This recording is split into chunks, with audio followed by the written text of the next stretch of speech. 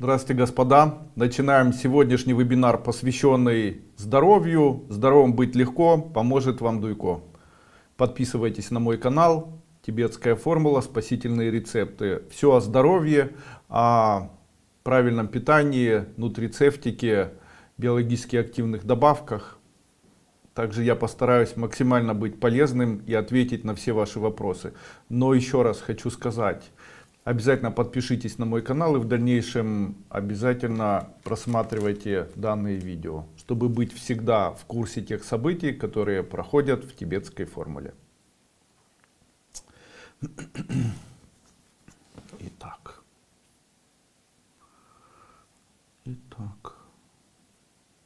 Марина Павлюкова. Здравствуйте, Андрей Андреевич. Подскажите, пожалуйста, как справляться с приступом астмы? Сегодня ночью у моего мужа был приступ, мы вызвали скорую помощь, но пока она приехала, приступ уже утих с помощью Беротека и Уфилина. Можно ли как-то помочь еще пока ждешь скорую помощь? Самый простой способ — это соль. В тот момент, когда у человека очень сильный приступ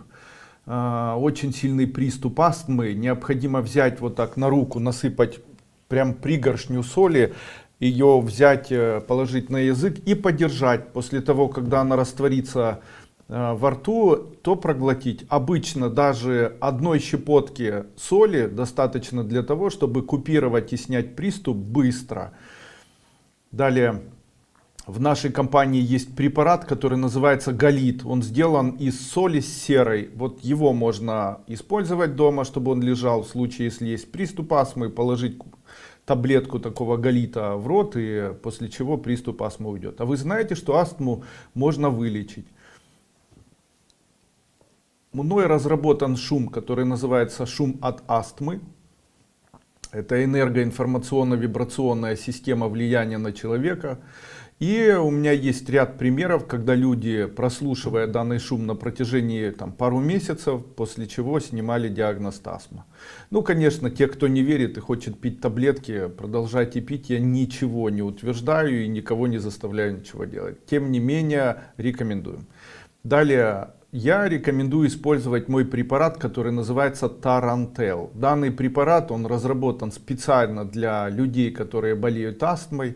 Принимайте препарат Тарантел по 2 таблетки 3 раза в день. Процесс лечения астмы длительный, это приблизительно 2-3 месяца. Если принимать все это время таблетки Тарантел, то данный препарат может очень эффективно снизить количество астматических приступов, заметно улучшить общее самочувствие, уменьшить приступы, уменьшить длительность приступов и укоротить и даже где-то отменить применение препаратов сальбутамол и так далее.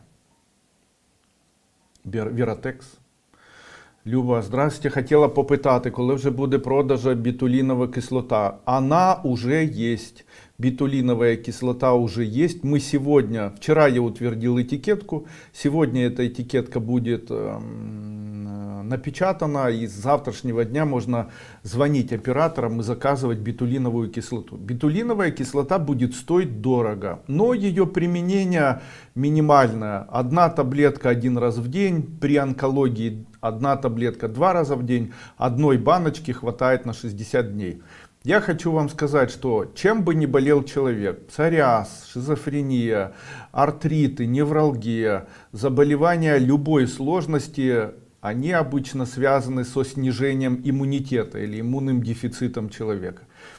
При перенесенных заболеваниях любых, допустим, вирусных, осложнение может быть в виде артритов, полиартритов, какого-нибудь ревматизма и всевозможных каких-то обострений, включая гастриты, аменорею и диарею, и что только можно придумать. Также битулиновая кислота — эффективное средство противоопухолевое, которое я рекомендую использовать по 1 таблетке 2 раза в день. Но стоимость такого препарата 60 таблеток будут приблизительно в районе $100. Это по курсу будет где-то 3700 гривен за 1 вот такую баночку. Тем не менее, очень рекомендую людям, у которых есть заболевания онкологии, как средство улучшающее, и можно применять с основной терапией, можно применять без использования основной терапии. Почитайте «Бетулиновая кислота» в интернете. Наталья Шедловская, подскажите, я по бетулиновой кислоте отдельно проведу целый вебинар. Целый вебинар двухчасовый, я буду рассказывать все преимущества использования бетулиновой кислоты. Покажу лекции людей, которые говорят о бетулиновой кислоте, переведенные на русский язык. Это лекции китайского профессора медицины, это лекции американского профессора медицины, эндокринолога, знаменитого американского и так далее. Сейчас я это все поперевожу и озвучу, и в дальнейшем вы сможете во время моей лекции просмотреть и послушать о бетулиновой кислоте, о применении бетулиновой кислоты как противоопухолевое средство, ну и так далее. Очень интересно, ждите, скоро выйдет. Здравствуйте, Андрей Андреевич. Подскажите, пожалуйста, что можно принимать из ТЭФ от высокого давления, сахара высокого и холестерина? Первое, что вам необходимо сделать, больше спать. Как бы это странно ни звучало, я рекомендую людям, у которых есть такие проблемы, больше спать. Второе, меньше есть. При заболеваниях сахарный диабет второго типа и при заболеваниях сахарного диабета с ожирением я рекомендую сон и рекомендую больше спать. Если человек больше будет спать, то у него будет улучшаться общее самочувствие. Далее, третье. Я считаю, что все три заболевания, которые у вас есть, и высокое давление, и высокая глюкоза, и высокий холестерин, являются следствием вашего неуравновешенного длительного невроза, которым вы, скорее всего, длительно страдаете. Но есть одно но. В этом но, это но заключается в том, что очень часто в момент стресса или в момент вспышки гнева, в момент невроза развивающегося, в момент каких-либо отклонений психологических у человека всегда происходит определенная реакция. В большинстве своем такая реакция происходит таким образом: беспрепятственно и в большом количестве выделяется соляная кислота. Такая соляная кислота может приводить к ряду заболеваний. Вы знаете, что это может приводить к развитию заболеваний язвенных, язвы желудка, двенадцатиперстной кишки, может приводить к дисбактериозам, к появлению панкреатита острого, хронического, к появлению гастродуоденита, появлению гастроэзофагиального заболевания, к появлению плохого запаха. Но, как правило, такое повышение кислотности — это реакция абсолютно каждого человека. Особенно ближе в ночное время у женщин и особенно ближе в дневное время или в утренние часы у мужчин. Именно поэтому я рекомендую при таких диагнозах начинать мужчинам принимать утром 1 чайная ложка соды, разведенной в теплой воде, с утра, а женщинам такую же пропорцию соды принимать перед самым сном или засыпанием. Заметно уменьшается глюкоза, заметно уменьшается холестерин и заметно улучшается общее состояние сосудов. Второе. Начинайте принимать каолин в течение дня. Как его приготовить? Купите у меня каолин. Это сорбент. Он тоже приведет к тому, что в дальнейшем выброс тотальной такой соляной кислоты будет уменьшаться. Принимайте каолин. Каким образом? Возьмите 1 столовую ложку моего препарата каолин. Это очищенная активированная глина белого цвета. Размешайте ее в 1 литре воды холодной, можно минеральной. Принимайте такой литр на протяжении дня. Принимайте долго, на протяжении хотя бы 15-30 дней. В такую воду в 1 литр хорошо добавить 1 чайную ложку препарата гликоцитрохромин и 1 чайную ложку препарата Амарум Дуйко. Амарум с горечью, что будет приводить к выделению желчи, к ощелачиванию кишечника. И препарат каолин к нормализации общего бактериологического состояния вашего желудочно-кишечного тракта, к нормализации пищеварения, к улучшению общих систем работы поджелудочной железы, к улучшению выделительной функции поджелудочной железы, к улучшению деятельности двенадцатиперстной кишки, к улучшению общей деятельности выделения и формирования желчных кислот, к улучшению общей деятельности работы печени, к расщеплению липидов, улучшению выделения желчи, к ощелачиванию вашего кишечника, даже в случае, если у вас есть гастрит с пониженной кислотностью, все равно данные препараты нужно принимать.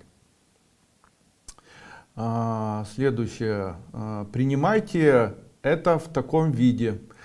Возьмите 1 литр воды холодной, добавьте 1 чайная ложка гликоцитрохромин. Это снизит у вас инсулин подкожно. За счет этого препарата вы начнете худеть. В данном препарате основное действующее вещество называется пикалинат хрома.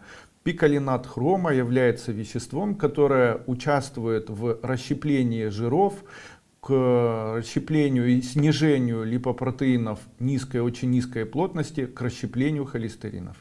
Таким образом, можно сказать, что использование препарата гликоцитрохромин является эффективным средством для похудения, эффективным средством при лечении сахарного диабета 2 типа, при лечении при лечении заболевания панкреатит и при заболеваниях с печеночной недостаточностью, с высокими показателями билирубина, холестерина, аминотрансферазы, ацетиламинотрансферазы. Таким образом, можно сказать, что применение гликоцитрохромин снизит холестерин, снизит ожирение, улучшит общее состояние сосудов, так как высокий холестерин часто приводит к появлению атеросклерозов и уменьшает общий объем сосудистой системы, что приводит к увеличению объема сердца, как правило. Это и является в дальнейшем заболеванием гипертензия или гипертоническое заболевание сердца. Сейчас о нем тоже скажу. Второй препарат — это каолин. Я о нем сказал, его необходимо на такой литр добавить 1 столовая ложка. И амарум — 1 чайная или 1 столовая ложка. Пейте такую взвесь или пейте вот такую смесь на протяжении всего дня. По чуть-чуть выпивайте этот литр на протяжении дня. Перейдите на диету. В этой диете полностью устраните сладкую пищу. Если вам поставлен диагноз сахарный диабет 2 типа, начните принимать метформин 500 по 1 таблетке 2 раза в день. Сведите рацион питания к тому, чтобы принимать пищу лишь 1 раз в день в районе 5-6 часов вечера. Я могу сказать, что для мужчин лучше всего принимать пищу в обед для того, чтобы похудеть. Женщинам лучше всего пищу принимать ближе к вечеру для того, чтобы похудеть. Знаете, диета балерин. Диета балерин заключается в том, что балерины едят лишь 1 раз в день. Если вы хотите похудеть и сделать это хотите безопасно, мой совет такой: кушайте, ешьте или принимайте пищу 1 раз в день. Делайте так, чтобы прием пищи был у вас полноценный. То есть это полноценный подразумевает не менее 150 граммов белка, 100 граммов, 70 граммов жиров и 50 граммов углеводов. Этого достаточно для одного приема пищи, и я считаю, что прием такой пищи способен заметно улучшить ваше общее состояние и привести к тому, чтобы вы очень быстро худели. А мои препараты помогут вам справиться со всеми остальными заболеваниями.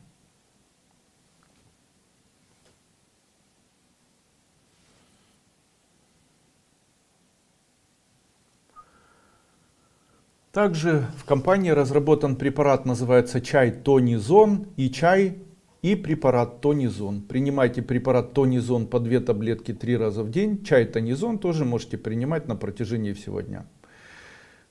Какие народные есть способы снизить давление? Это определенные упражнения. Самое простое упражнение — это положить, свернуть трубочкой коврик или полотенце, приподнять ноги и опустить их об эту трубочку так, чтобы было ощутимо давление в икрах. То есть лежа на спине положить под ноги в районе икр голеностопа положить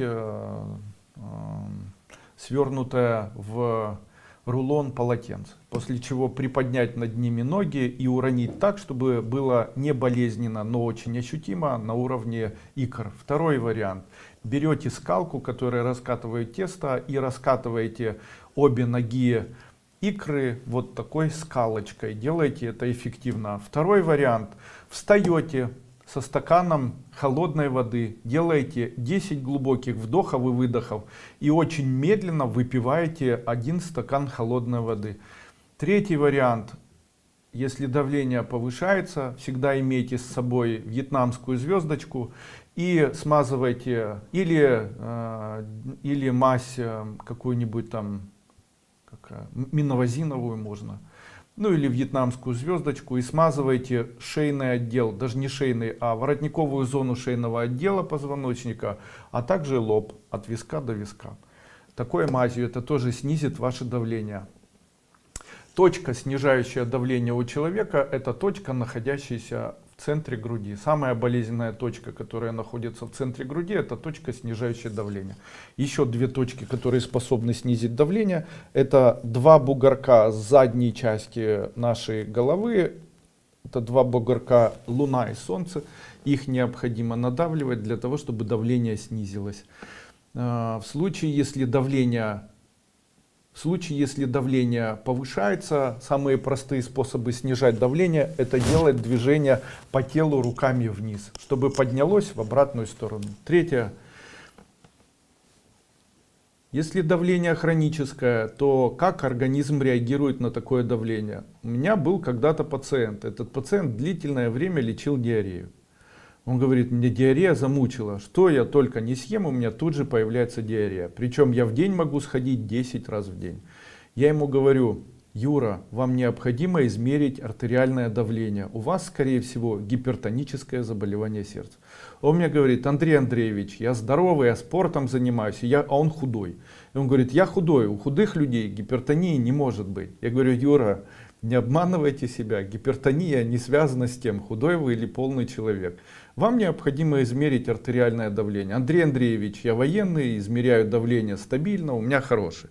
Я говорю, смотрите, когда у вас появится диарея, вы перед диареей измерьте давление. Хорошо, хорошо. Она у меня каждый день. Ну вот измерьте. Он мне звонит и говорит, Андрей Андреевич, у меня давление 180 на 110. Хочу сказать вам, что норма артериального давления 120 на 80. И я ему говорю, послушайте, Юра, это говорит о том, он говорит, ну как только я сходил в туалет по-большому, у меня сразу же давление снизилось.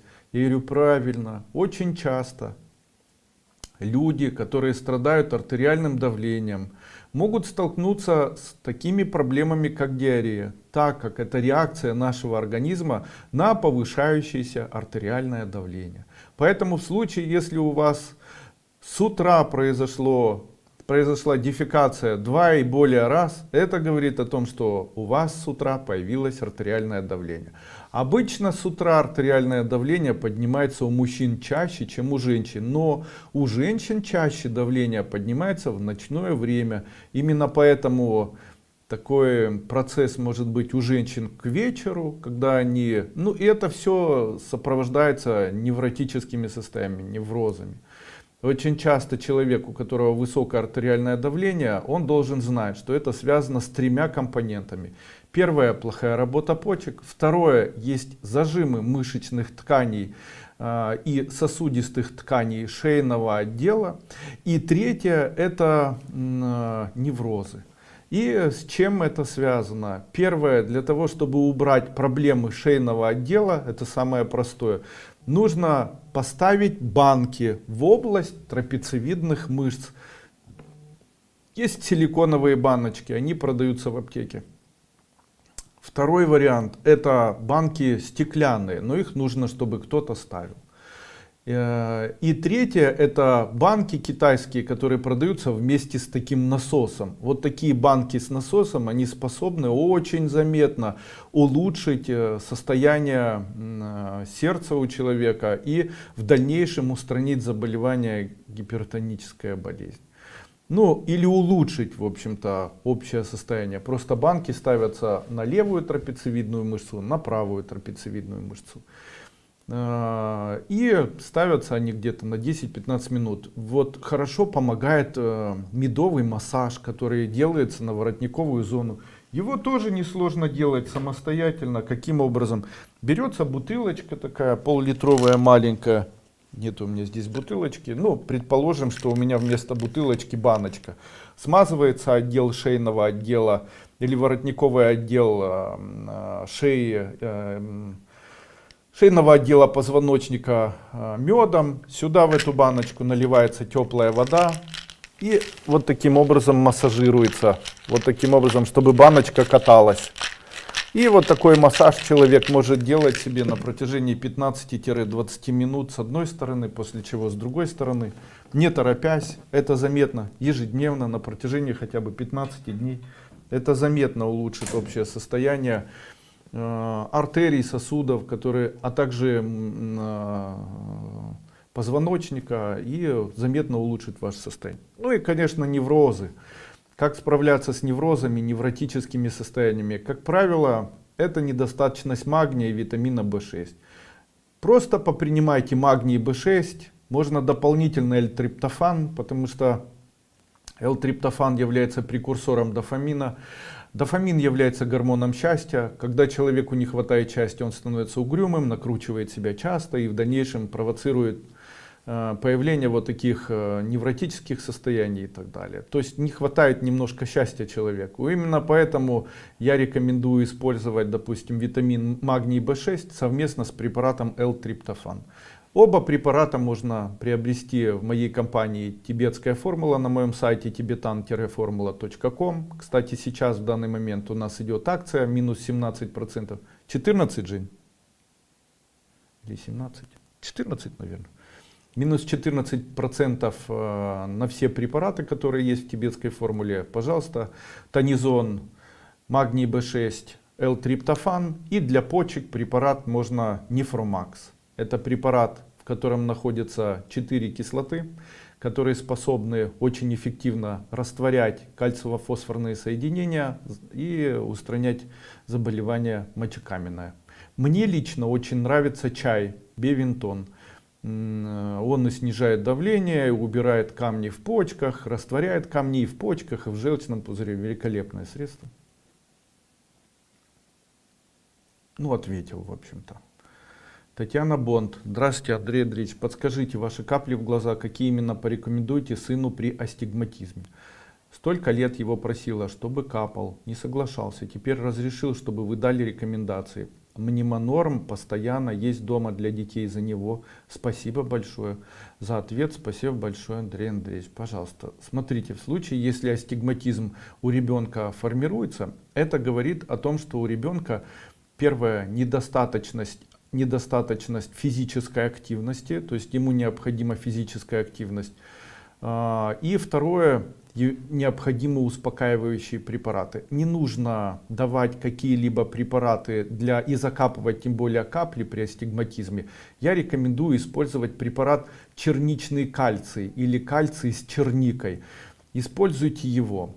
Экстракт черники вмещает в себя кверцетин, вещество, которое как раз и действует на процесс, который возникает в макуле, тем самым формирует лечение макулы, исчезают вот эти дистрофические состояния, и данное вещество находится как раз в препарате черничный кальций. Пусть его принимает по одной таблетке 3 раза в день. И любое успокаивающее вещество. Я рекомендую принимать пастовид. Тоже по одной таблетке 2 раза в день. А капли, я думаю, ему, кстати, не особо нужны. Астигматизм не приговор. При астигматизме человек просто очень быстро устает, когда читает. Астигматизм не является заболеванием, которое является критическим для жизни человека. Не торопитесь устранять астигматизм. Считается, что, не считается, это моя гипотеза такая, я считаю, что астигматизм является производным половой неудовлетворенности или высоких гормонов у мужчин и у женщин. Но в дальнейшем, когда мужчина взрослеет, то астигматизм как заболевание само по себе исчезает. Очень часто астигматизм, который ставят в раннем возрасте или в среднем возрасте, полностью исчезает к взрослому возрасту. То есть если в 34 есть, то к 50 его нет. Поэтому не торопитесь, это не связанное с глазами, как правило, заболевание. Где она? Андрей Андреевич, подскажите, у меня появился водяной прыщи на мягких участках тела, они появляются и появляются. Я думала, что это потница. Ходила к врачу, он в этом не уверен. Говорит, что это может быть и грибок. Меня беспокоит это. Что бы ни делала, они не проходят. Вчера намазала чайным деревом, их еще больше стало. Подскажите, пожалуйста, что могло это быть и что с ним сделать? Сейчас начала пить кандиру 1000 мг. Пропила пока 2 таблетки. Проверила щитовидную железу и диабет. Все в норме, анализ крови также хороший. Это аллергия. Это аллергия, скорее всего, на какое-нибудь аэровещество. То есть это, возможно, аллергия. Сейчас осенью начинают спороваться или выделять споры активно грибы, ядовитые и так далее. Это может быть ожоги. Это могут быть ожоги, а сейчас самое время цветения и выделения пыли, амброзии. Сейчас амброзии очень много. Буквально вчера, позавчера или когда я там ездил, буквально позавчера, когда я ехал просто через поля, леса и луга, извините, то заметил, что в тех участках трассы и тех участках, где нет засеянных полей, в огромном количестве растет амброзия. Заметить амброзию несложно. Это высокое растение с ярко-желтыми красивыми окончаниями. Такими. Оно очень красивое такое. Имеет яркий, гадкий запах. При появлении цветочной пыльцы амброзии разносится она очень быстро. У многих людей, особенно у тех, у кого есть белая кожа с большим количеством пигментных пятен темного цвета. Обычно у таких людей есть склонность к поражению кожи вот такой пылью вплоть до появления ожогов. Именно поэтому тем людям, у которых такое появляется, рекомендую солевые содовые ванны 1 раз в день. 2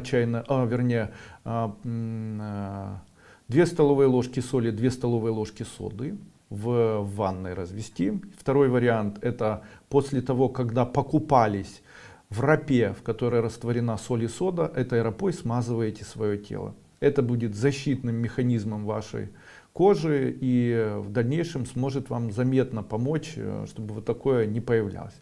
Ну и, конечно, прием антигистаминных препаратов. Антигистаминные препараты, ну какие? Тавигил можно, цитрин. Там ряд есть аналогов, можете посмотреть в интернете. По 1 таблетке, можно даже 1 раз в день.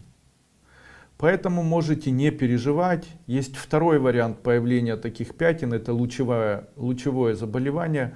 Возможно, это поражение радиацией.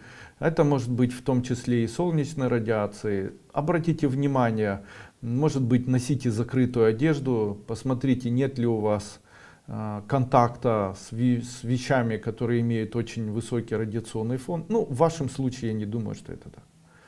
Здравствуйте, Андрей Андреевич. На одном из вебинаров вы дали рекомендации пить медный купорос во время деменции. Можно пить медный купорос для профилактики деменции и других заболеваний? Нет, я считаю, что это необходимо только тем людям, у которых есть деменция. Можно ли для профилактики что-либо пить? Да, можно. Есть в нашей компании препарат, он называется Гворгин. И есть препарат Instamax. Вот их можно попринимать. Можно попринимать здоровые сосуды, атеросклеропатин. Вот такие препараты — это профилактика от такого заболевания. Медь находится у нас в препарате Алгоцин. Просто медь для профилактики появления заболеваний Паркинсона и Альцгеймера можно попринимать в виде профилактики. Такой препарат у нас, медь у нас находится в препарате Алгоцин. В нем находится медь и цинк. И первый и второй препарат является, есть еще,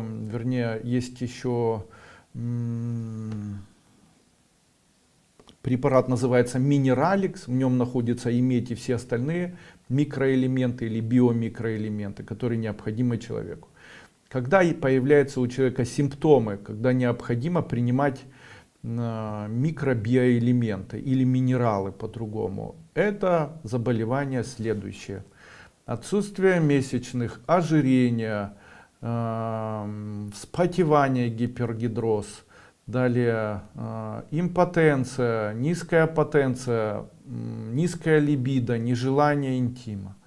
Дальше панкреатит, сахарный диабет, аутоиммунный тиреоидит, аутоиммунные заболевания, ревматизм, туберкулез, падает зрение, падает слух, выпадают волосы, сыпь на коже. Во всех этих случаях это во многих случаях говорит о том, что есть проблема с минеральным дефицитом. В компании нашей есть препарат, он называется Минераликс. Как его принимать? Когда вы приобретете препарат Минераликс, знайте, что в данном препарате находятся все абсолютно минералы, включая кобальт, который необходимо принимать именно в это время сейчас осенью, потому что осенью, как раз в сентябрь, нужно кушать много белка и принимать кобальт, потому что это время по системе рефлексологии китайской, когда нужно обращать внимание на легкие, а легкие восполняются кобальтом, и там находится наш кобальт как раз в препарате Минераликс. Как его принимать? Его концентрация этого препарата достаточно высокая. Как его принимать? Достаточно 1 чайной ложки на 2 литра воды или пол чайной ложки на литр воды. Вот эту воду литр выпивайте на протяжении дня, не торопясь, не за раз, просто на протяжении дня. Обычно 10 дней или 15 дней достаточно для того, чтобы заметить просто невероятное увеличение выносливости, иммунитета, общего состояния, появляются силы, утром нет сонливости, улучшается настроение, улучшается зрение, улучшается стул, исчезают какие-то невралгии, особенно это быстро происходит. То есть там тянет в ногу, тянет в поясницу, тянет еще куда-то. Почему? Это, как правило, как раз и является одним из качеств недостаточности минералов в нашем организме. Яна Мальц заказала для сына свечи и мазь от геморроя. Стало еще хуже. С чем это связано? Мужчины и женщины, которые болеют геморроидальными узлами, как правило, должны снижать кислотность желудка. Применяйте свечи или применяйте мазь без свечей. Принимайте мазь таким образом, мазь утром и вечером. При этом обязательно 1 чайная ложка соды на 1 стакан 2 раза в день. Таким образом геморрой сможете вылечить. Второе. Ни в коем случае при геморрое ни в коем случае нельзя заниматься онанизмом, потому что это может приводить к обострению. Именно поэтому этого нельзя. Я не знаю, сможете ли вы это сказать близкому человеку или нет, но это просто лечить геморрой, и это, чтобы происходило, лечение не получится. Это все между собой взаимосвязано. Третье. В случае, если не помогает и происходит кровотечение, то необходимо все-таки обратиться к проктологу. Возможно, проблема уже достаточно длительная и, может быть, действительно начать или провести исследование. Я вообще считаю, что каждый человек раз в 5 лет должен проводить исследования толстого кишечника, проводить колоноскопию и смотреть, не развиваются ли какие-либо заболевания. Снежана. После операции по удалению матки и шейки матки, труб и части влагалища, а также всех лимфоузлов, там же яичники оставили, начался лимфостаз. Да. Твердеет низ живота в области тазобедренных суставов. Также, когда обматывал ноги эластичным бинтом, под коленом передали, и там образовалась шишка. Это киста, не шишка. Она называется киста Бейкера. Нога становится ватной и мешает при приседании. Болит и тянет. Чем полечить, подскажите. Прошла 15 процедур лучевой терапии, сейчас перерыв. Потом еще 15 лучей. Диагноз эндоцервикс шейки матки стадия. Группа 2. Спасибо за ваш труд. Смотрите, скорее всего, наша традиционная медицина вам никак не поможет. Ну, собственно говоря, как и нетрадиционная. Но есть в этом такие интересные выводы. Я уже их рекомендовал один раз. Хочу вам сказать. Во-первых, какие препараты принимать. Есть препарат такой, у меня называется он Асцит-Норм. Асцит-Норм. Он уберет лишнюю жидкость из брюшной полости. Это может быть связано и с холециститом, который начался во время химиотерапии, потому что нагрузка на печень. Это, ну, там ряд может быть проблем. Там везде происходит воспаление, еще и лучевая терапия, то есть происходит водянка. Ее легче всего убрать препаратом Асцит-Норм. Принимайте по одной таблетке 4-5 раз в день. Это заметно улучшит общее состояние. Второе. Один раз в день, а еще лучше 2 раза в день, допустим, понедельник и четверг, с утра и до поздней ночи ничего не ешьте и обязательно не пейте никакой воды.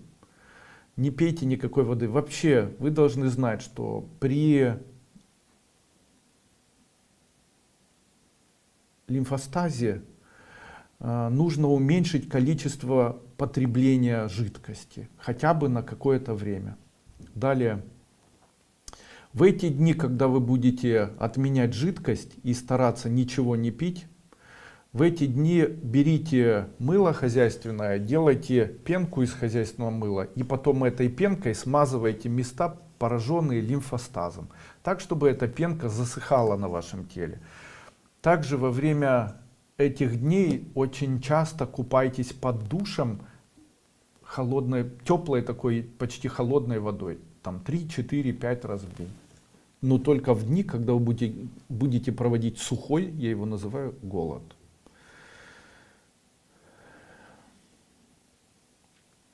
Наталья Круть. Скажите, пожалуйста, как быстро восстановиться после воспаления легких? Что еще можно? Очень рекомендую использовать Демилон и Туберсол. Также препарат канцеромедин. Инстамакс. Инстамакс на первое место, можно Эмбрио Плюс на второе и Демилон на третье. Инстамакс, Эмбрио Плюс, Демилон. Все ваши органы, а также иммунитет улучшится. Нет возможности принимать все 3 препарата, выберите бетулин. Бетулин уникальный препарат, так как вещество бетулин активирует выделение интерферонов или продуцирует воздействие на лейкоциты, которые могут продуцировать интерферон. И интерферон является напрямую вашим иммунитетом, поэтому в случае, если вам необходимо просто улучшить иммунитет, будь при каком заболевании, используйте как вещество, которое способно восстановить иммунитет, это вещество бетулин. Обязательно начинайте принимать. Вообще считаю, что бетулин равняется красота, бетулин равняется молодость, бетулин это здоровье вашей печени, бетулин это здоровье глаз, печени, кожи, волос, это белые белки, это здоровые зубы, это здоровая печень. Если здоровая печень, у человека есть силы, есть потенция, есть желание, есть желчь, которая выделяется и убирает кислотность, есть физическая сила и так далее. Hello, Андали. Кэт Дрендрич, почему периодически ни с того ни с сего ощущение, что не могу сделать глубокий вдох, зевание, тяжесть внутри? Такая проблема с 14, а мне 38. То затишье, то опять. Вы описали первые признаки гипертонии, и то, что у вас происходит, называется артериальное гипертоническое заболевание. Гипертоническое заболевание. Гипертоническое заболевание сердца. Обычно это происходит так. Происходит спазм сосудов. Когда происходит спазм сосудов, то не хватает кислорода. И человек вынужден делать дополнительные глубокие вдохи. Вот если в это время вам измерить артериальное давление, оно будет повышенное, я вас поздравляю. Вы, скорее всего, имеете гипертонические кризы. А Затишье — это не появляющееся заболевание. Когда такое возникает? Обычно это возникает при перемене времен года. С весны на осень, с лета на осень, с осени на зиму, а особенно сильно с зимы на весну. Летом же обычно с теплыми такими днями, когда появляется активность физическая, когда у человека много аскорбиновой кислоты, то у него снижается артериальное давление. Когда появляется высокая влажность, когда появляются первые первые элементы холода, когда появляется аллергия там какая-либо, то происходят отеки и начинается. Человек вздыхает, не может вдохнуть и так далее. Это все артериальная гипертензия.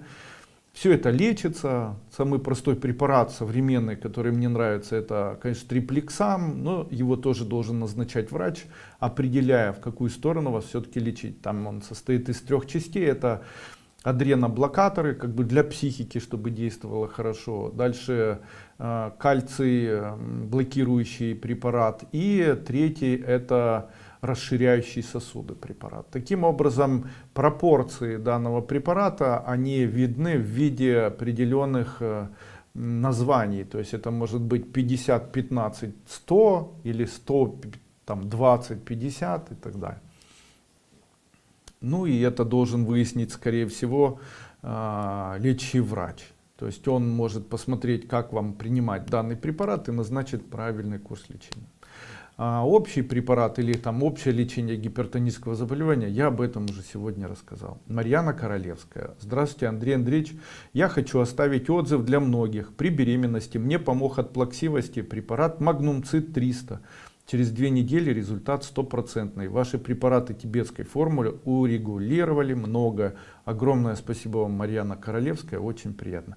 Татьяна, уважаемый Андрей Андреевич, подскажите, какую травку попить при начале менопаузы?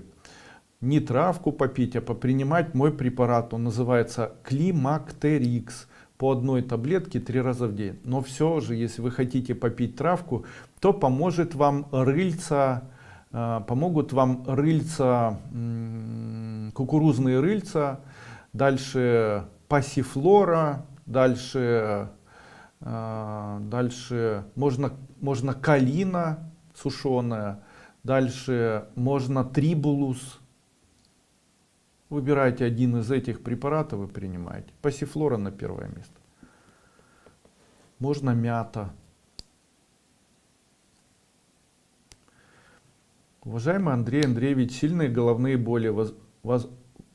Возможно, мне нужно вернуться на Украину. Спасала сына от войны, сейчас в Словакии. Душа не на месте. Сильные головные боли на фоне неврозов очень частое явление. Когда человек переживает, у него происходят очень часто спазмы сосудов. Самый простой способ снять спазмы сосудов — смазать лоб ментольной мазью, выпить соду. Это проверено. Спазм происходит на фоне повышения кислотности желудка. И всегда спазм происходит на фоне... Спазм происходит в сосудах именно лобной доли. Именно поэтому мигрени имеют вот такую форму. Если посмотреть людей, которые больше всего страдают мигренью, и проанализировать их физиологическое состояние, то оказывается, что в тот момент, когда у них появляется максимальное проявление мигрени, в этот момент у них проявляется максимальный выброс соляной кислоты. А что может деактивировать соляную кислоту? Самая обыкновенная щелочь. Обычная щелочь — это там из напитков это кофе, из веществ домашних это сода. Поэтому просто попейте соду в момент головных болей и смажьте. А почему ментол? Ментол даже через кожу, даже местно убирает, является мощнейшим спазмолитическим препаратом. У меня была женщина, она говорит: Андрей Андреевич, мне очень помогал цитрамон. Я говорю: ну правильно, в цитрамоне находится кофеин. Кофеин является щелочью, попадая в желудок, аннулирует действие соляной кислоты. Если вы выпьете соду, эффект будет точно такой же.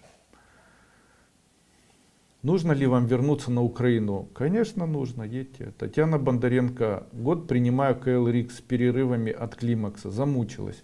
Приливы, сильно потею. Перейти на другой препарат или какой? Смотрите, есть народный способ. Он 100% работает. Хотите мне верьте, хотите не верьте, все равно. Возьмите железный гвоздь. Вымойте его, оботрите его, там, дезинфицируйте в спирте, выварите, не знаю, что-то сделайте, чтобы на нем не было ничего плохого. Возьмите его в плоскогубцы или плоскогубцами, после чего нагревайте его до красна на комфорке или там на чем-либо, где вы его сможете нагреть. Он должен иметь цвет красный. Держите перед собой стакан с водой холодной. Когда гвоздь нагреется до красна, обмакните его в холодную воду. Сделайте так от 15 до 30 раз. Выпейте эту воду 1, 2 или 3 раза по стакану на протяжении дня. Обещаю, 10 дней, и после этого никогда климакс больше у вас не проявится. Как это устроено? Знаю, но это все эзотерически. То есть объяснение с позиции какого-либо воздействия на человека данного вещества, там недостаточно железа или там оксида железа, не знаю, там соединение с водой этого оксида железа и так далее, что это за пленка, является ли это наноаквилохилотическим железом или еще каким-либо, что там происходит, вот объяснить с позиции медицины я не могу. Это не медицинская система, но вот так может помочь прям очень заметно, быстро и 100%. Эмма Мейер. Я ученица, очень признательна за учение, огромный труд. Много раз обращалась, очень признательна за ваши ответы и назначения. Вчера у дочери на МРТ обнаружили гемангиому правой задней части мозга 7,7, ого, и толщина 2 мм. И полип в правой гайморовой пазухе 10,6,4. Очень прошу, дайте назначение по ТФ. Смотрите.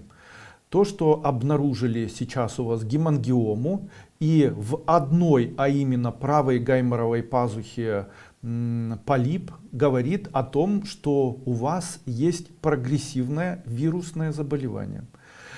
И вам необходимо сдать анализ, который называется анализ на наличие в крови вируса Эпштейна-Барра всех видов. Скорее всего, а именно при заболеваниях Эпштейна-Барра проявляется опухолевидное формирование гипофиза, червячного отдела мозга. И всегда одним из принципов такой бинарной опухоли, доброкачественной к радости, это появление опухоли левой или правой стороны гайморовой пазухи. Это всегда происходит. Когда вы определите, то можно попринимать препараты медицинские, допустим, ацикловир там, или гропринозин и так далее. Я же рекомендую использовать следующие препараты моей компании. ГВИ по 2 таблетки 3 раза в день. Ингаляции с препаратом Германии 10 минут 1 раз в день. Препарат Германии столовая ложка на стакан воды 2 раза в день. Препарат бетулиновая кислота и бетулин. Бетулин по 2 таблетки 3 раза в день. Бетулиновая кислота 1 таблетка 2 раза в день. Обещаю, что при применении данного курса 1 раз в месяц опухоль мозга и опухоль носоглотки уменьшится раз в 6. Уже спустя месяц вы мне можете написать здесь.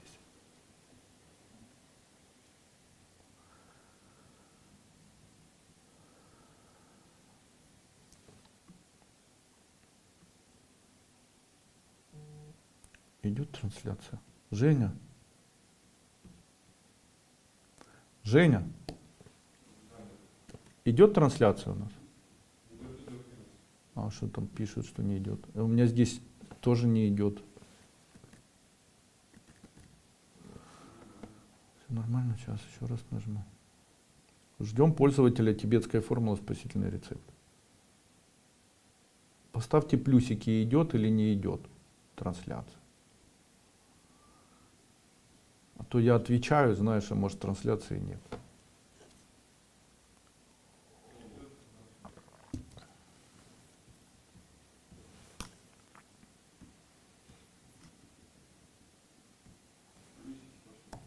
А, идет все-таки. Хух. Идет. Ура. У нас такое. Просто у меня было такое, когда-то шла трансляция, и я отвечал на вопросы. А потом спустя 40 минут оказалось, что все ждали, когда она начнется. Ура.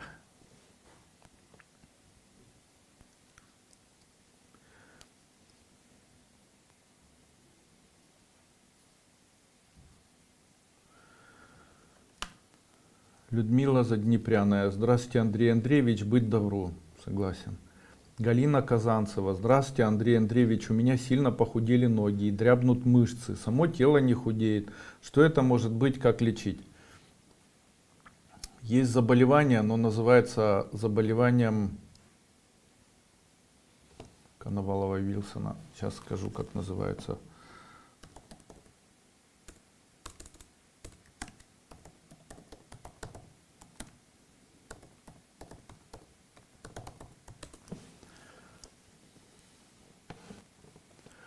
Есть заболевание, называется болезнью Иценко-Кушинга, гиперкортицизм. Вам необходимо сдать кровь на кортизон и посмотреть, нет ли у вас гиперкортицизма или гиперкортицизма.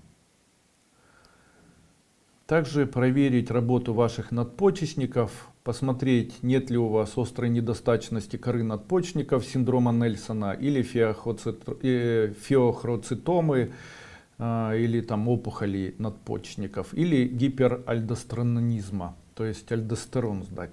Тем не менее, хочу сказать, что это может быть еще и неврологическое заболевание. Что необходимо делать? Ну, я однозначно бы сдал на кортизол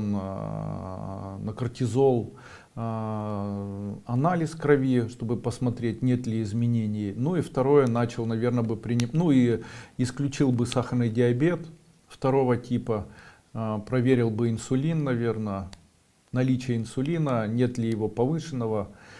Ну и начал бы принимать, наверное, все-таки однозначно, начал бы принимать для надпочечников препарат. Это препарат моей компании, он называется,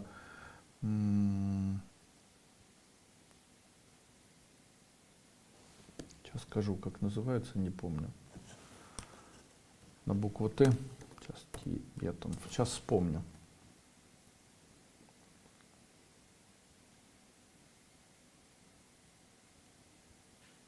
Да-да, он называется Тенторикс, все правильно.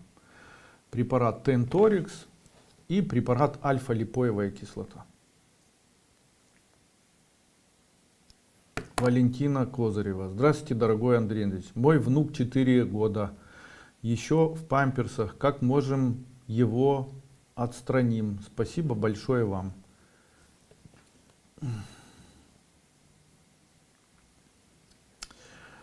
Начните ребенку давать препарат, называется Гепакс. Четверть чайной ложки на стакан воды. 1-2 раза в день. И второй препарат — это черничный кальций. Давайте ему 1 таблетку 2 раза в день. В случае, если дети долго носят памперс, это может быть еще и проблемами минерального вот такого состояния и проблемами печени. Галина Бакуменко. Здравствуйте, Андрей Андреевич. Приобрела панчакарму и не поняла, как пить стики 3 штуки в 1 стакан или каждый стик в отдельном стакане. Можно 3 штуки в 1 стакан. Все в порядке. Что посоветуете?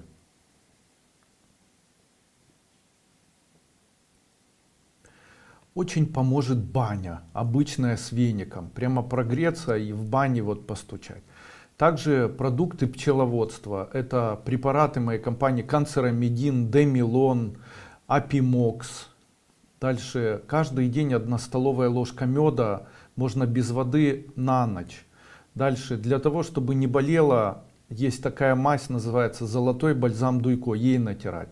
Если не можете это приобрести, найдите мазь кобротоксин вьетнамского происхождения и смазывайте пояснично-крестцовый отдел и место боли на пальцах. Вот эта мазь кобротоксин, она вам поможет.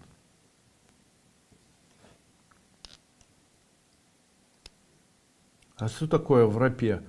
Рапой называется разведенная в высокой концентрации соль в воде. Светлана Квак. Андрей Андреевич, давление низкое, а пульс по 95. Как выйти с этого состояния? Когда пульс повышается, это говорит о повышающемся адреналине.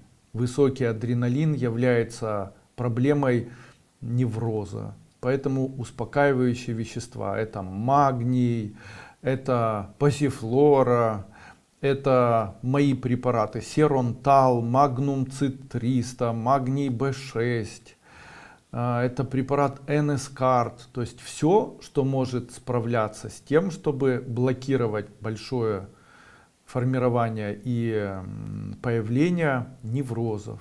Неврозы воздействуют на адреналин. Адреналин приводит к появлению высокого протромбинового индекса, появляются тромбозы. Поэтому высокий адреналин очень часто приводит к реагированию, и это реагирование — высокий пульс. Также это могут быть первые приступы, как бы дебют, которые называются панические атаки, которые являются тоже симптомами неврозов. Как справляться с паническими атаками в случае, если они не приобрели еще очень тяжелую форму? Мной был разработан препарат, который создан из экстрактов растений. Этот препарат называется Пастовид.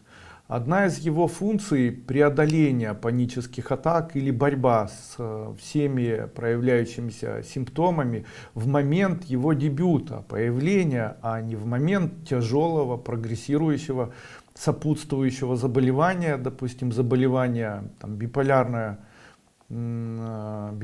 состояние маниакально-депрессивного психоза с паническими атаками. То есть если у вас МДП с паническими атаками, то скорее всего препарат бессмысленно принимать. Если у вас дебют и просто панические атаки внезапно иногда появляющиеся, принимайте L-триптофан препарат и принимайте препарат Пастовид совместно по 2 таблетки 3 раза в день. Итак, мой совет о том, что же предпринимать человеку, у которого появляются панические атаки. Ну, первое. В тот момент, когда появляются панические атаки, человек начинает сенсорно, как бы своими сенсорными компонентами, своим сознанием концентрироваться на ощущениях, которые происходят внутри его тела. В этот момент он себя накручивает, то есть там сжало в животе, сжало в груди. Я, к сожалению, наверное, никогда не испытывал панических атак. Ну, может, и к радости, наверное, все-таки к радости.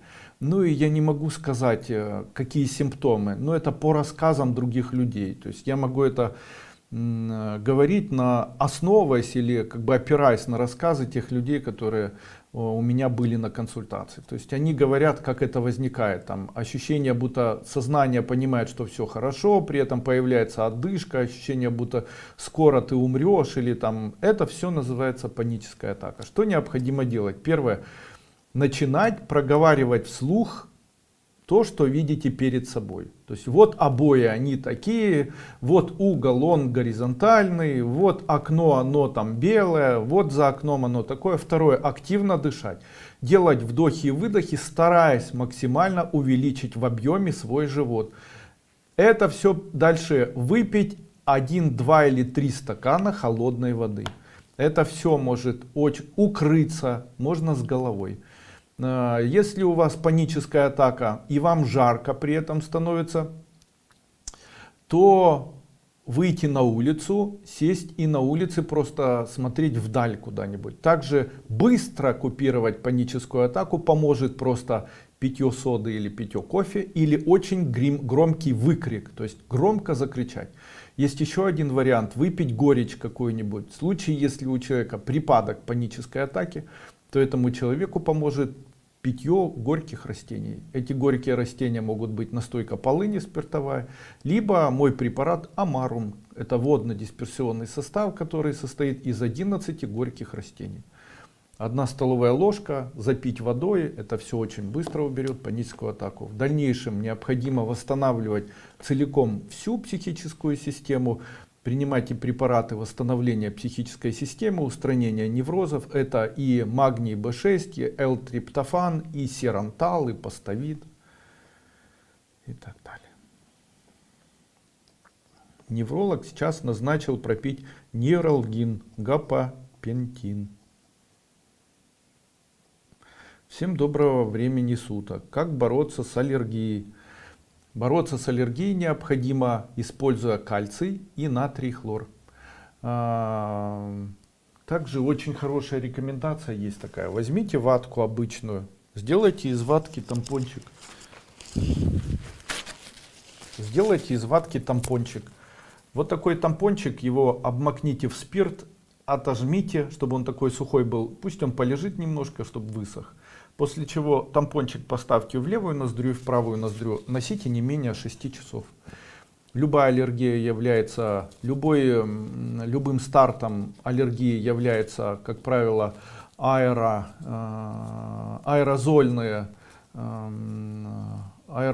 возбуждение дыхательных рецепторов. То есть это появление в воздухе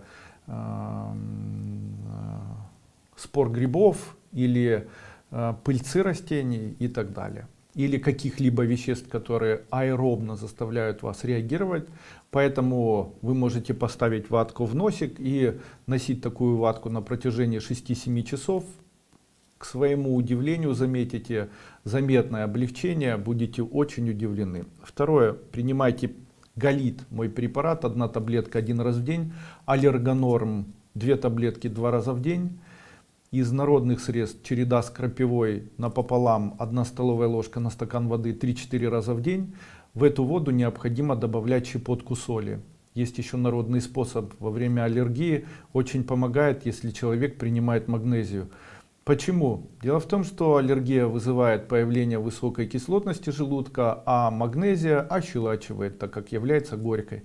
Поэтому щепотка магнезии на язык при рассасывании приводит к тому, что купируется аллергия. Когда человек болеет аллергией, то ему внутривенно, как правило, вводят гидрохлорид кальция. Здесь слово, которое вы уже знаете, это кальций. Поэтому применение дополнительное или введение в рацион питания биологически активной добавки с высоким содержанием кальция может вам существенно помочь. От себя хочу порекомендовать жемчужный кальций или чернично-устричный кальций, либо препарат с высоким содержанием кальция, цитрат кальция или цитрокальцемин, который продается в моей компании. 1 чайная ложка на стакан воды 1 раз в день. Принимать такой препарат необходимо 2-3 недели в момент того, когда вы более всего прочего страдаете заболеванием аллергии. У мамы деменция, поможет ей участие в марафоне по здоровью, да. Болят почки, есть камни. Я рекомендую использовать мой новый чай, он называется Бевинтон. Это чай, в котором находится кошачья мята и цветы высушенные кактуса, которые произрастают в Италии. При правильном смешивании этих двух компонентов у меня получился чай. В свое время у меня тоже была мочекаменная болезнь. Вот таким чаем мне удалось растворить камни и привести к тому, чтобы они больше не появлялись. Препарат Нефромакс, который растворяет камни, и Амарум. Амарум 1 столовая ложка на 1 стакан воды 2 раза в день. Нефромакс 1 таблетка 3 раза в день. И чай Бевинтон по 1 пакетику на стаканчик воды 2-3 раза в день. Отменить белковую пищу, отменить острые специи, алкоголь и сладости. И сделать это на 2-3 месяца. Соблюдать вот такую безмясную диету. Ну и полечиться вот этим препаратом.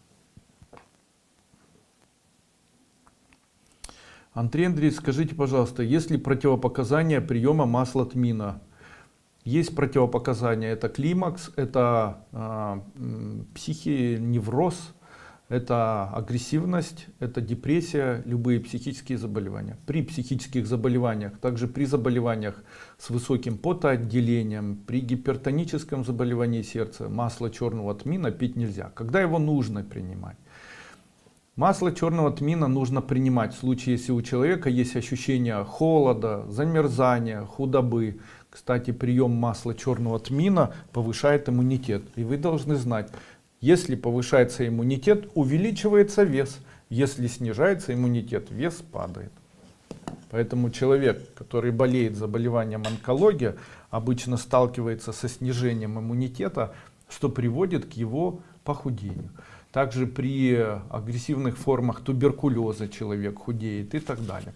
Не зря говорят чахоточный, худой, да? Чахотка — это туберкулез. Именно поэтому любое снижение иммунитета обычно провоцирует снижение веса. Вот смотрите, сахарный диабет первого типа, вес снижается, иммунитет снижается. То есть сахарный диабет первого типа чем лечится? Не питанием, а чем? Нужно увеличивать вес. Второе, нужно обязательно использовать жирные продукты питания, дабы увеличивать вес. И третье, работать или действовать, делать все для того, чтобы иммунитет увеличивался. Самый лучший препарат, наверное, который улучшает иммунитет, это бетулин и бетулиновая кислота. Бетулин, скорее всего, ориентирован на воздействие печени или на печень, а бетулиновая кислота на все органы и прежде всего на иммунную систему. В чем разница? Бетулин воздействует на лейкоциты с продуцированием интерферона. Бетулиновая кислота воздействует на Т-клетки. То есть появляются Т-клетки, появляются Т-хелперы. Обычно у человека, который болеет синдромом иммунного дефицита, у этого человека исчезает лишь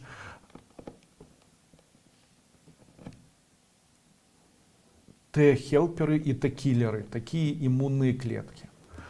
И они не формируются и не появляются.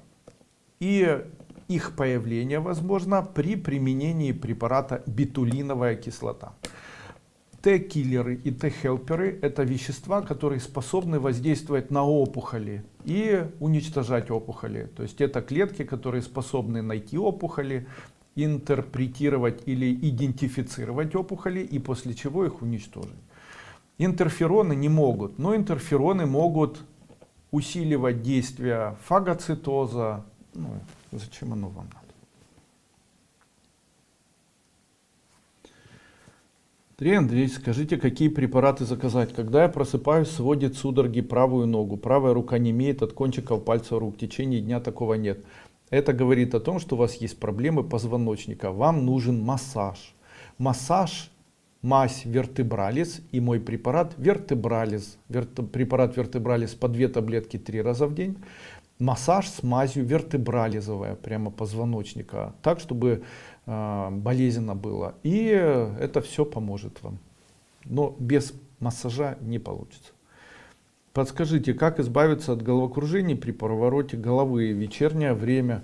Если такие головокружения у вас появляются, особенно в вечернее время, это может быть связано с снижением глюкозы и снижением иммунитета и со снижением деятельности щитовидной железы при гипофункции щитовидной железы или гиперфункции щитовидной железы. Ну, как правило, гипо. Что необходимо делать? Принимать препарат Йодикс, который есть в моей компании, 1 таблетка 2 раза в день, Гваргин, 1 таблетка 2 раза в день и Диторекс, 1 таблетка 2 раза в день. Ну и следить за тем, чтобы особо не худеть. А это может быть связано еще и с проблемой позвоночника. Походите на массаж, пусть массажист с вами поработает. Здравствуйте, Андрей Андреевич. Как долго можно принимать магний B6? Я длительное время принимаю его и не знаю, нужно ли прекращать. Также страдаю аллергией. Препарат магний B6 можно принимать 10 лет, 20 лет, сколько хотите. Есть книга, я, к сожалению, не смогу сейчас назвать авторов, называется «Влияние биоантиокислителей на организм человека», где описывается влияние магния на человеческий организм, влияние витамина С, влияние витамина Е и так далее. Вот там сказано, что есть ряд витаминов, которые могут организмом при переизбытке выводиться. Какие-то витамины, какие-то минералы. Это йод.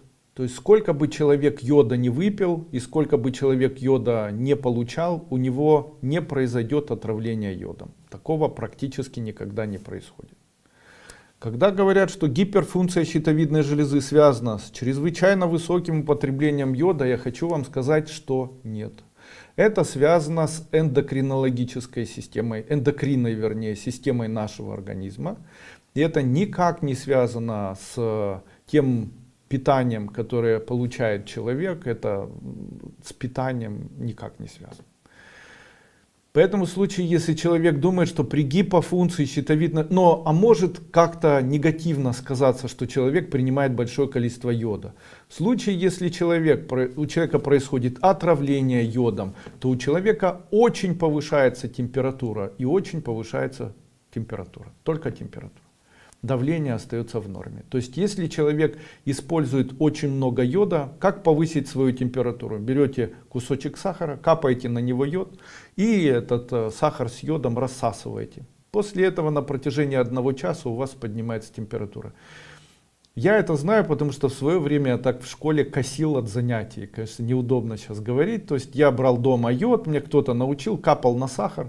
Съедал его, после этого ждал, когда мне будет жарко, при этом чувствовал себя комфортно, шел к Ксении Никитичне, которая была у меня в школе медсестрой. Она говорила: ты что, опять с температурой? Я говорил: да, у тебя все чисто. Я говорю: я не знаю почему. И она мне прописывала там какую-нибудь, что-то там, обычно аскорбиновую кислоту и анальгин, на то время, это советское время было, и после этого отпускала с занятий. И я после этого шел домой, косил таким образом. Но я хочу вам сказать, что это через час заканчивалось. В дальнейшем я четко просто понял, что отравление йодом приводит просто к повышению температуры ненадолго. Отравиться металлическим йодом можно, но там уже совсем другие процессы. И в общем-то найти металлический йод не так легко. Это уже совершенно другой продукт и является веществом токсичным, цитотоксичным. А то, что мы получаем в виде йод-растворимой настойки или там люголя или еще чего-либо, то сколько бы вы ни выпили, поверьте, плохо вам не будет, а температура быстро спадет. Можно ли отравиться кальцием? Кальцием нельзя отравиться, а вот калием можно. То есть использование высокого количества калий содержащих продуктов может привести к калиинурии и привести к появлению остановки деятельности почек. Какие там витамином С? Витамин С, его переизбыток выводится организмом. Витамином Е, переизбыток витамина Е выводится организмом. Дальше какие там еще есть витамины? Витамин К и витамин, допустим, У в большом количестве приводят к ожирению печени. Использовать в большом количестве нельзя. Там какие-нибудь аминокислоты, допустим, какие там лизин, допустим, лецистин. Отравление аминокислотами происходить не может, потому что в случае, если они не нужны в организме, они просто свободно не усваиваются и выходят, депонируются. Скажите, пожалуйста, чем полечить хронический гайморит и мицетом правой пазухи? Назначение операции делать и не делать? Лучше делать. Лучше делать. Мицетому левой пазухи лучше делать. Но предварительно все же проверьте, возможно это синдром и его проявление заболевания Эпштейна-Барра. Давайте почитаем об заболевании Эпштейна-Барра, если вам не надоело. Эпштейна-Барра.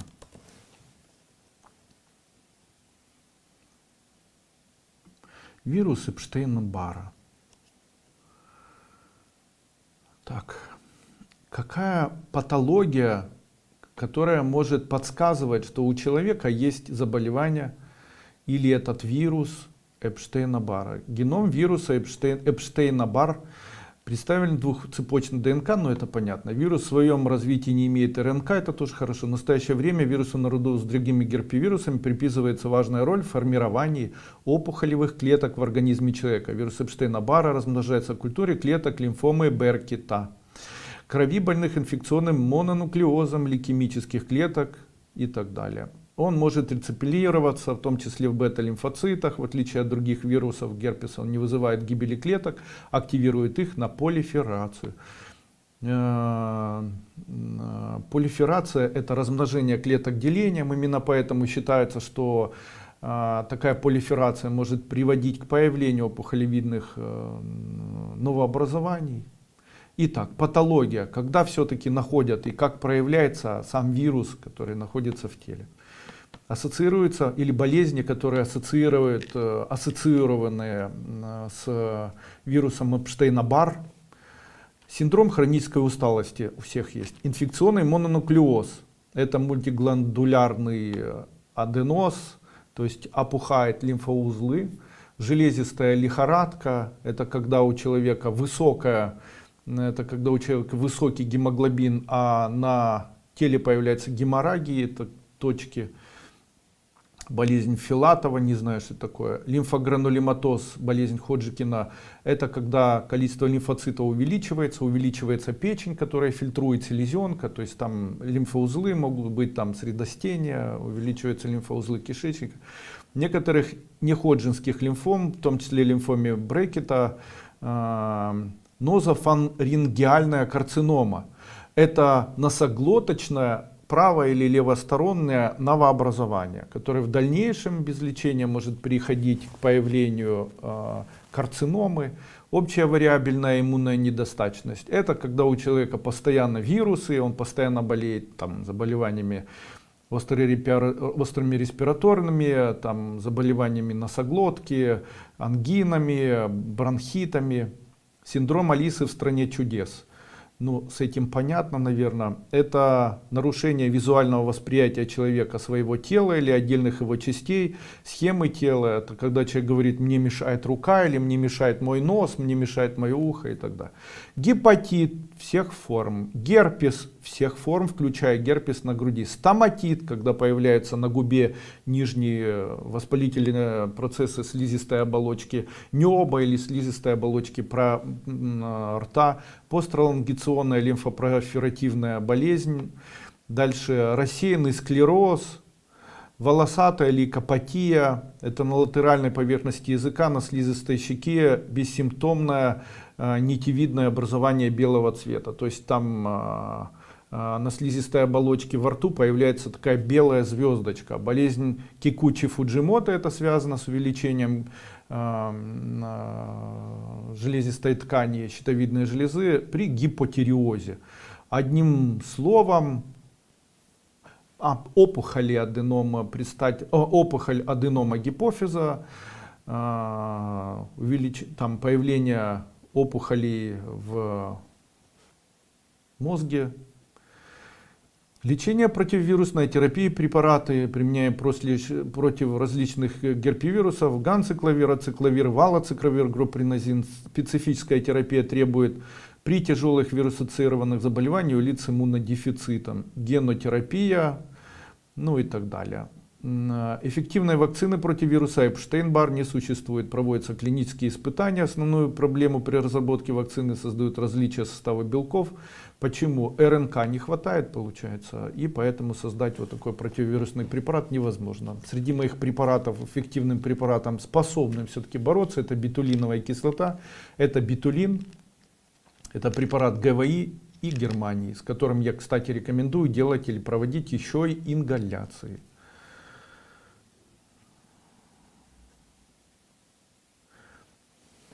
Андрей Андреевич, а какое у вас воинское звание? Генерал. Старшой. Я инвалид второй группы, человек, болеющий онкологическим заболеванием. Также я человек, который имеет 5 детей, 4 из которых являются несовершеннолетними. Даже в случае, если я очень сильно захочу служить в армии, то меня не возьмут. А еще я давал в своей жизни обет, в котором говорил, что я никогда никого не убью, ни при каких условиях. Поэтому я не убиваю мух, а уже говорить о чем-то более совершенном, типа там человек и так далее, ну это просто исключено. Поэтому я веду такой образ жизни, в котором слово убийство отсутствует.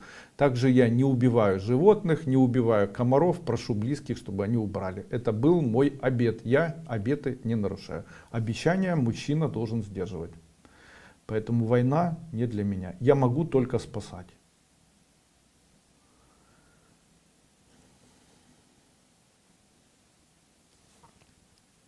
Андрей Андреевич, как убрать затвердение после уколов? Уксус приложить, второе спирт приложить, третье миновазином смазать, четвертое вьетнамской звездочкой. Разжевать таблетку какую-нибудь, сейчас я придумаю, допустим, Мовалис, и приложить ее к этому месту. Диклофенак можно разжевать, со слюной смешать и приложить к этому месту. Это все уберет. Миновазином помазать. Я желаю всем успеха. Я надеюсь, получился у нас интересный вебинар. Скажите, пожалуйста, какие препараты применять для излечения ревматоидного артрита? Битулиновая кислота, битулин. Дальше Инстамакс, Артридикс. Сейчас, когда выйдет битулиновая кислота, начните принимать ее. Она 100% лучше. Дело в том, что при ревматоидном артрите как раз и происходит нарушение вот этих Т-киллеров. И именно больше аутоиммунное заболевание ревматоидный артрит.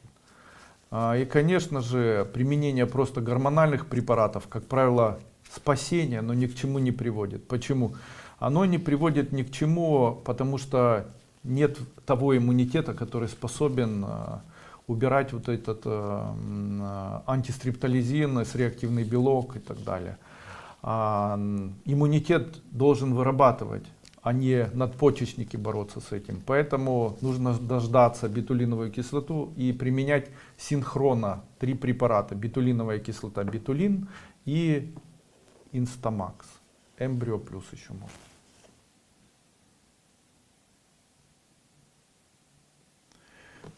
Татьяна Бондаренко. Если я резко просыпаюсь ночью и не могу спать, это говорит о выбросе адреналина. Ночной выброс адреналина обычно связан с неврозом.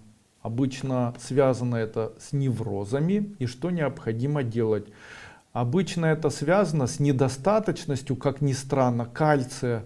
Кальций является электролитом, который участвует в сжатии нашего сердца.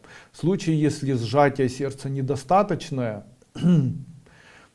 которое связано, а сжиматься оно должно достаточно, то это, скорее всего, может говорить о том, что во время сна происходит апноэ, сердце не сжалось. В этот момент выделяется адреналин, и сердце сжимается, но вы просыпаетесь. А когда адреналин выделяется, уже спать не хочется. Что может помочь? 2 препарата, инфарктин и второй препарат, любой препарат кальция. Ночью часто просыпаетесь, начните пить кальций. Недостаточность кальция как минерала в организме как раз и приводит к появлению вот таких симптомов, в том числе и храп. Если человек храпит, это у него повышенная кислотность, гастроэнтериальный рефлюкс в ночное время и говорит о том, что недостаточность кальция. Поэтому давайте кальций на ночь или стакан молока на ночь, длительное время. И второе, это использовать, или творога, можно творогом заменить. Можно витамин D3 с кальцием пропить. Цитрат кальция пропить. И что-нибудь там от повышенной кислотности. Можно соды выпить. Елена Мер ответил. Я желаю всем здоровья. До свидания, уважаемые господа и дамы. На все вопросы, которые у вас возникли сегодня во время данной трансляции, смогут ответить после выключения этой трансляции наши операторы. Задать эти вопросы несложно. Вы можете их задать прямо, написав их в виде комментариев под данным видео. И второй вариант, написать их в чате нашего сайта tibetan-formula.com или перейдя на мой сайт tibetan-formula.com или aduiko.com и найдя телефон оператора или Viber или Telegram оператора, задать ему вопросы, связанные с вашим заболеванием. В случае, если наши операторы не могут вам ответить на ваши вопросы, они передают такие вопросы мне, и я в дальнейшем отвечаю на данные вопросы.